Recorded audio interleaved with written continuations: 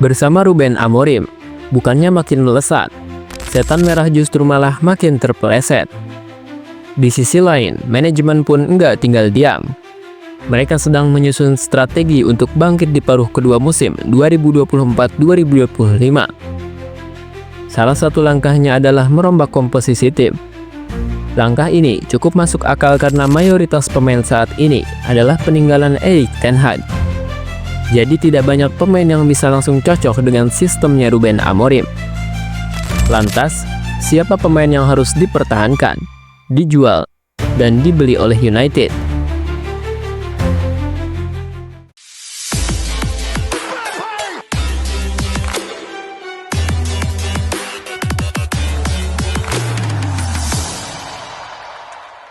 Musim Manchester United makin mengkhawatirkan. Dari satu pertandingan ke pertandingan lain, performa tim bukannya membaik, malah makin menurun.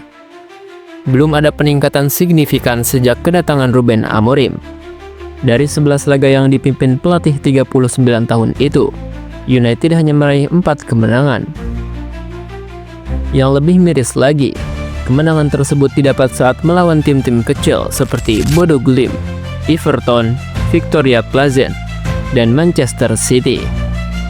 Kondisi ini memaksa manajemen untuk mendengarkan saran Ruben Amorim. Manajemen dan pelatih akan duduk bersama untuk merancang strategi transfer. Semua ini demi menunjang skema permainan Ruben. Warisan skuad Erik ten Hag akan segera dibongkar. Merombak skuad yang sudah dibentuk selama 2 tahun terakhir bukanlah perkara yang mudah. Butuh waktu, tenaga, dan tentu saja dana yang besar. Contohnya adalah Chelsea, yang sampai diawasi UEFA karena terlalu jor-joran di bursa transfer beberapa musim terakhir. Hasilnya sudah terlihat musim ini. Chelsea mampu menembus 4 besar dengan pemain-pemain yang sebelumnya diragukan. Tapi masalahnya, kondisi keuangan MU berbeda. Dilansir Manchester Evening News, United gak punya cukup dana untuk belanja besar-besaran di bursa transfer musim dingin ini. Maka dari itu, United harus bijak memilah siapa pemain yang layak dipertahankan, siapa yang cukup jadi pelapis, dan siapa yang bisa dijual dengan nilai bagus. Berikut pembahasannya. Dipertahankan. Kita mulai dari pemain yang masih layak dipertahankan di era Ruben Amorim. Penilaian ini didasarkan pada performa dan pemahaman taktik di bawah pelatih asal Portugal itu. Namun, setelah dianalisis, nggak banyak pemain yang layak dipertahankan. Meski begitu, ada beberapa nama yang tetap pantas bertahan. Pertama, Amad Diallo. Jika ada aturan soal meredam bakat pemain, maka Ten Hag pantas dihukum karena menahan potensi Amad di United. Bermain sebagai wingback kanan, kecepatan dan determinasi Amad sering merepotkan lawan. Selain Amad, ada Mazraoui yang tampil impresif di awal musim 2024-2025. Mazraoui adalah salah satu warisan terbaik Erik ten Hag. Pengambilan keputusan dan distribusi bolanya sangat baik. Dia juga versatil. Berikutnya, Manuel Ugarte. Meskipun potensinya belum keluar sepenuhnya, Ugarte memiliki peluang besar untuk mencapai performa puncak di bawah Ruben Amorim. Meningkatkan keduanya pernah bekerja sama di Sporting Lisbon. 50-50.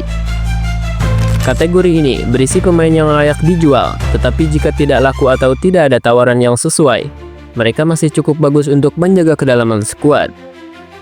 Pemain pertama adalah Harry Maguire. Bek asal Inggris ini punya banyak dosa di masa lalunya. Sering blunder dan membuat gol bunuh diri. Tapi yang patut diapresiasi adalah daya juangnya untuk bangkit. Maguire tampil cukup solid dalam skema 3 back. Selanjutnya, Bruno Fernandes. Meskipun kejam rasanya memasukkan nama kapten tim dalam kategori ini, Bruno adalah pisau bermata dua. Kadang ia jadi motor penggerak tim, tapi di sisi lain, moodnya yang buruk bisa mempengaruhi performa seluruh tim. Jika dijual, Bruno masih punya nilai jual tinggi. Lisandro Martinez, Tyrell Malacia, dan Alejandro Garnacho juga masuk kategori ini. Khusus Garnacho, pemain ini punya potensi besar. tetapi terlihat belum siap menjadi bintang karena sering bermain egois. Harus dijual. Daftar ini berisi pemain yang wajib dilepas demi kebaikan tim. Pertama, Victor Lindelof. Alasannya sederhana, terlalu sering cedera dan minim kontribusi. Berikutnya, Luke Shaw. Meski sulit melihatnya pergi, cedera yang terus-menerus membuatnya sulit diandalkan. Kemudian ada Diogo Dalot yang kerap membuat keputusan buruk saat membantu serangan. Dari lini serang, Antony jelas masuk daftar ini. Selain itu, ada Marcus Rashford yang masa-masa jayanya di United sudah berlalu. Nama lain yang perlu dilepas adalah Casemiro, Christian Eriksen, Joshua Zirkzee, dan Andre Onana. Khusus Onana, ia sering dibandingkan dengan David De Gea. Soal refleks, Onana memang kalah jauh dari kiper legendaris United itu. Dibeli. Jika pemain-pemain tadi sudah dilepas, United akan punya pemasukan tambahan untuk belanja pemain baru. Semua lini butuh penambahan. Di lini depan, Holund butuh mentor. Victor Gyökeres dan Victor Osimhen adalah menjadi kandidat yang kuat. Di posisi bek kiri, beberapa nama yang dikaitkan adalah Theo Hernandez, Milos Kerkez, dan Nuno Mendes. Mendes dikabarkan bersedia pindah dari PSG ke United. Sementara di lini tengah, belum ada nama yang benar-benar didekati.